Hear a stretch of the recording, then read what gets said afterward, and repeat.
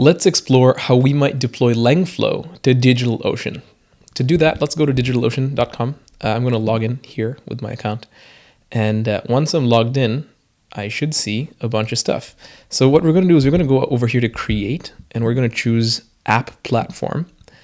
And when we go there, we should be able to deploy a container image. Langflow is a container. We choose Docker Hub, and the repository is Langflow AI /Langflow. The tag is, we want the latest version of Langflow. And that's it. Now we get to customize our settings here. And we do need to do that because Langflow needs about 2 gigs of RAM to work well. I'm going to give it 4 just because I want it to work like really well. Choose one container. You can choose how many ever containers you want. And then Langflow runs on port 7860. So we need to do that. That's it. So we're just going to, I'm choosing to deploy it in Frankfurt because I live in Berlin. And this should be good. So we're going to create the app. And in a couple seconds, it's going to deploy. So we can see that this is why the deployment is in a pending phase.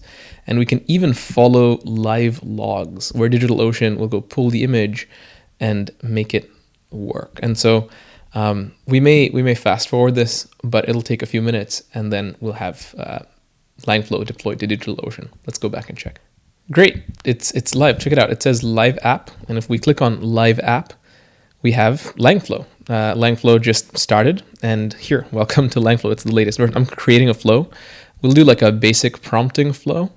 And sure, why don't we get an OpenAI API key from here, paste it. And let's try. So we'll go to the playground. Hello. Is it working? There we go. Hello there. Great. So it totally works. And now if we go to publish, we can give API access. This is our DigitalOcean endpoint now.